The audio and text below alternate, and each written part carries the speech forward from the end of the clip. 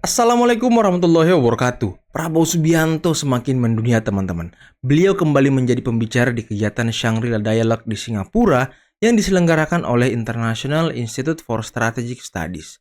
Jadi kementerian-kementerian pertahanan dunia itu ngumpul di sini, utamanya kawasan Asia Pasifik, untuk membahas isu-isu pertahanan dunia, utamanya peperangan yang terjadi mungkin di Ukraina dan Palestina. Dan seperti apa pidato dari Pak Prabowo, mari kita simak bersama-sama pidatonya berikut ini. Bismillahirrahmanirrahim. Assalamualaikum warahmatullahi wabarakatuh. Excellencies, fellow participants at the Shangri-La Dialogue 2024, ladies and gentlemen, distinguished participants, good friends, it is indeed a great honor for me to stand for the third consecutive time in the Shangri-La Dialogue here in Singapore. We gather here as leaders, as policymakers in the defense, security, and political field to engage in meaningful discussions which are crucial for enhancing peace and stability in our connected world. Sometimes we feel reluctant to attend these occasions because there is a danger that we do not communicate honestly and do not interact faithfully. We state our positions and we do not want to listen to opinions of others. However, today we are in a particularly sensitive moment in history. We are witnessing an increase in geopolitical tensions and continuous challenges of multilateralism due to the gravity and intensity of open conflict, blatant violations of international law, and the continued widening trust deficits between states. Distinguished participants, friends, now there is a lot of talk about the rule of law, rules-based order, etc., etc. But the geopolitical tension, the conflicts, the incidents that are happening as we sit here gives rise to disillusionment amongst many countries, especially the global south. Indonesia is of the opinion that in this world of ours that's getting smaller and smaller, collaboration, cooperation, compromise, respect for the national interests, the core concerns of others are very important in pursuing peace, security, stability, and prosperity. We are convinced that only dialogue and cooperation can be the effective tools for achieving these goals in our planet, which in reality has become smaller and smaller. Collaboration is the only way to achieve prosperity and harmony. Indonesia is firmly committed to deepening inclusive dialogue, concrete collaboration, as well as upholding international laws, especially respect for the national sovereignty of all states and the territorial integrity as enshrined in the United Nations Charter. Excellencies, the persistent conflicts around the world, most notably in Ukraine and Palestine, highlight the imperative for our continuous commitment to diplomatic dialogue and underscore the importance of international solidarity in our search for peaceful solutions. It is evident that without sustained and genuine global cooperation, achieving lasting peace in these regions will continue to be a formidable challenge.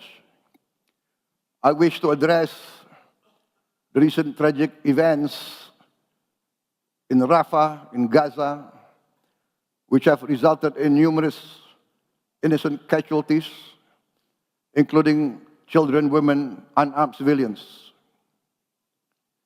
These heartbreaking incidents compel us to urgently call for comprehensive investigation into this humanitarian disaster. Understanding the full extent of this tragedy is crucial to preventing such incidents from happening again. We are very aware that the Palestine problem is a long and historical problem. We are cognizant of the fact that both sides have legitimate concerns for their safety, for their right to exist, and for their prosperity. We are also cognizant of the fact that the resolution of this crisis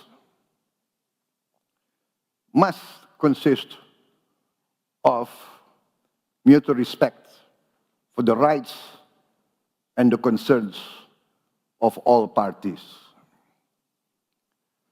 There cannot be a single narrative that is legitimate, as is often been repeated. Indonesia calls for a just solution to the problem, and that means the right of not only Israel to exist, but also the right of the Palestinian people to have their own homeland, their own state, living in peace. I would like now to comment on the most recent developments in the region. Why this is important for us? Because Indonesia is part of the Islamic world. Although physically we are not of the region, but what happens in the Middle East, what happens in Gaza, affect the concern of the Indonesian people. Regarding the most recent development that we have just noted, that we have just heard, that is the most recent announcement by President Biden of the United States of America on comprehensive proposals for a ceasefire in Gaza. Although we have to further study the details of this proposal put forward and announced by President Biden, we do view this proposal as an important right step in the direction that we have to go. We view this as an important step forward. We are very pleased of news reports that representatives of Hamas has also voiced a positive response to these proposals. I would like also to express today Indonesia's commitment to support a comprehensive and permanent ceasefire as an important step towards a real and lasting solution, towards real peace between Israel and Palestine, and thus real peace in the region. It has been our conviction, along with many other states in the world today, that the only real solution to a lasting peace and security for both Israel and Palestine is a two-state solution. Indonesia supports all efforts and all measures that can fasten the progress towards that final two-state solution. In the meantime, we are prepared to do whatever we can to provide humanitarian assistance, as well as, when needed and when requested by the United Nations, we are prepared to contribute significant peacekeeping forces to maintain and monitor this prospective ceasefire, as well as providing protection and security to all parties and to all sides. We are also prepared to immediately send medical personnel to operate field hospital in Gaza with the consent and agreement of all sides. We are in discussions with our partners to expedite the deployment of this medical personnel. Indonesia also is very willing to evacuate and treat wounded Palestinian civilians and those needing hospital care in Indonesian hospitals. President Joko Widodo has instructed me to announce that we are ready to evacuate, to receive, and to treat with medical care up to 1,000 patients in the immediate future. This positive move towards a comprehensive peace, towards a permanent ceasefire, in the active and effective pursuit of a lasting solution to the present problem, must be supported by the whole international community. Let us work together towards that goal. In the interest of all sides, we must do our best to achieve a real and lasting solution. 1 year ago, in the last Shangri-La dialogue that I attended, I also proposed an immediate ceasefire, a cessation of hostilities in place in the Ukrainian situation. Since that time, many thousands more lives have been lost on both sides, including many, many innocent civilians. After 1 year, I'm still convinced that my proposal remains logical, relevant, and necessary. Necessary as an intermediate solution to this difficult, dangerous, one might even say potentially disastrous situation in the Ukraine. Yes, Indonesia is far from the region, but we view with deep sadness the humanitarian suffering, the geopolitical and economic ramifications that has impacted the whole world, and yes, has impacted our own region. And of course, let us, as citizens of this world, citizens of this smaller planet, never lose sight of the dangers of escalation, the dangers of miscalculation, the danger of not understanding your adversary, of underestimating his legitimate interests. We must always be aware of the danger of escalation and the nightmare of nuclear war. Once again, I would like to reiterate my call for both sides to rise to the challenge of seeking a peaceful compromise in Ukraine.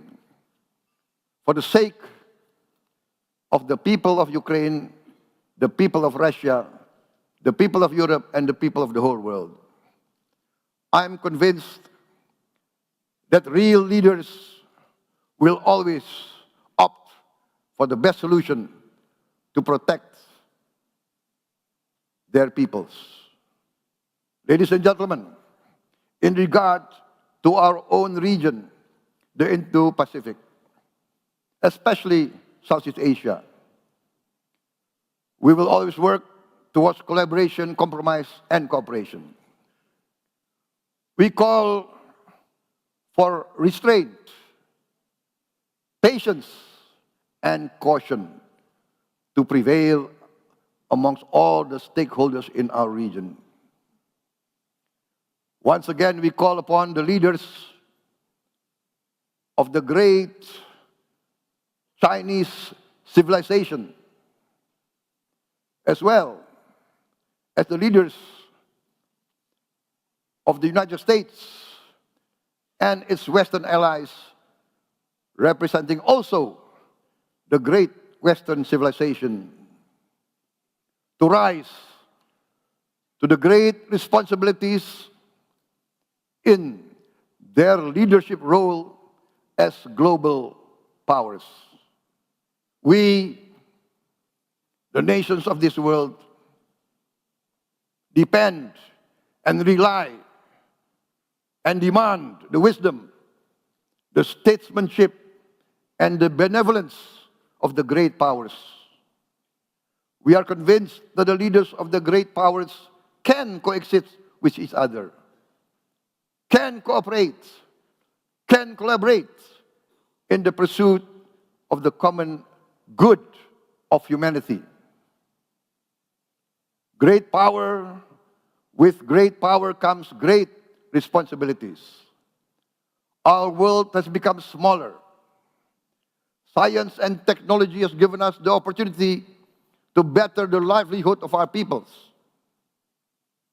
But also, without wisdom, without benevolence, without goodwill, science and technology can also quickly bring disaster and catastrophe to our world. Nationalism must be balanced by humanity. Patriotism must be tempered by wisdom and respect for all fellow citizens of the world. Let us work towards that common good. Thank you very much.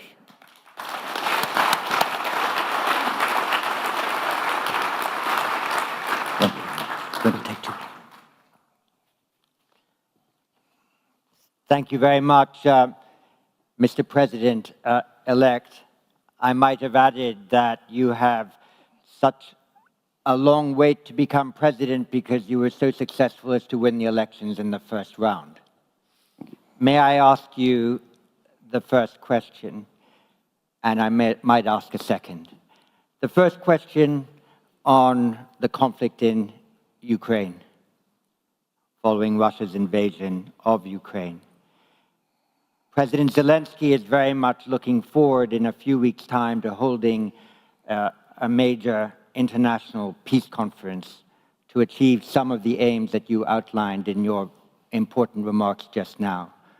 Will Indonesia send a high-level delegation to that peace conference? And if so, have you decided who will lead it? Well, sir, I have to remind you that I'm not yet the President of the Republic of Indonesia. And that is the authority of the current president of the Republic of Indonesia. So I think you have to ask that question to him. Thank you very much.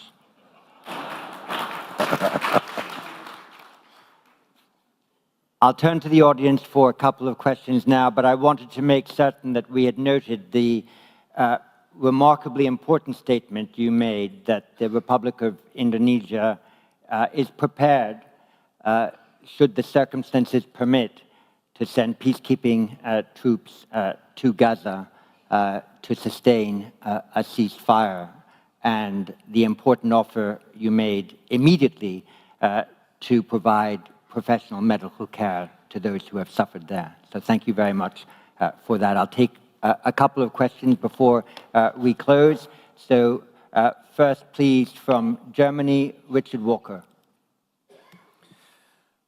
Thank you very much. Mr. Defense Minister, you spoke eloquently about the responsibility of China and the United States and the broader West, of the great powers, in the competition that they are taking part in.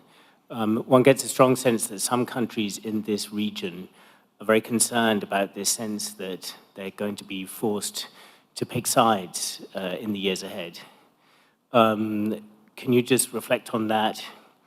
And this is a criticism that I sometimes hear, particularly directed towards the United States. Is there anything you would like to say about that? Thank you. And from Malaysia, Benedict Virasena. Thank you. Thank you, Minister Prabowo, for that excellent remarks earlier. So I'd like to ask just two questions. In your opening remarks, you brought up the point that there are countries that have stated their positions, but do not want to listen to the opinion of others. Can I get a bit more elaboration on which countries are you referring to? And my second question, on a more serious note, with great power comes great responsibility. I totally agree with you. Indonesia is the largest Muslim-majority country in the world and also predicted to be the 7th largest economy in the world by 2030. What do you see as Indonesia's rising responsibilities moving on in the next decade? Thank you. Thank you. And from Timor-Leste, Iriana Freitas de Jesus Jimenez. Thank you for the opportunity. So my question is, what is your position on the negotiation regarding land and maritime boundaries with Timor-Leste as a president-elect and soon to be a president? And also, it is become your priority agenda by expediting this process of negotiation in a good faith, move forward and leaving past behind. Thank you. Thank you very much. Well, that's 4 questions, Babak Prabowo, so go ahead, please. Thank you. I think the first question from Mr. Richard Walker. What is our views concerning the US-China rivalry, or let's say competition? I think our views has been very well known by tradition, by history, by the political will of the Indonesian people. We must maintain a policy of non-alignment, of maintaining the best relations with all nations of the world. If we divide, let us say, the relationships within concentric spheres, the Indonesian policy, and one which I will promote, is the maintenance, the fostering, the enhancement of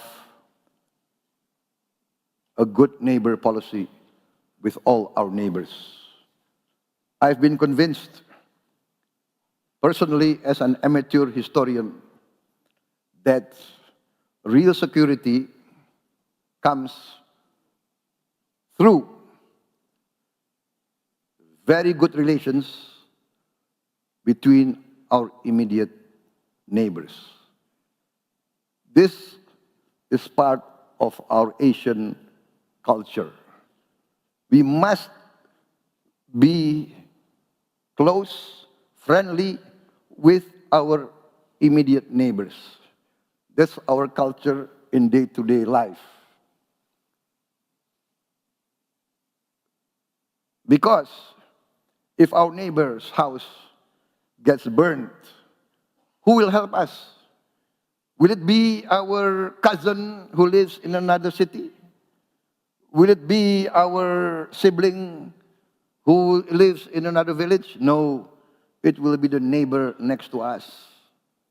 So this approach, along with my amateur study of history, convinces me that the Indonesian tradition of non-alignment, respect for all neighbors, respect for all countries, respect for all religion, all races, all cultures, all the great powers, is the correct way, and this we will maintain. So, regarding the issues between China and United States, we will always promote all efforts to achieve coexistence, to achieve collaboration, to achieve compromise. We must convince all leaders of all these great powers that they must put the common good, the common security, the common wealth of the whole world as top priority. That, I think, is our position, that we believe by engagement, by respect, by communication, by negotiation, we can solve many of these problems. We have had before military conflict with our neighbors.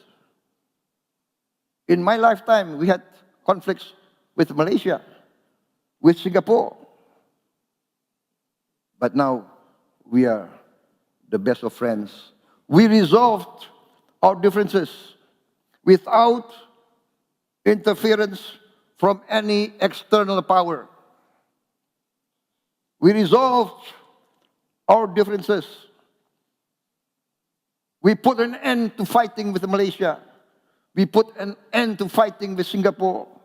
Now we are like brothers.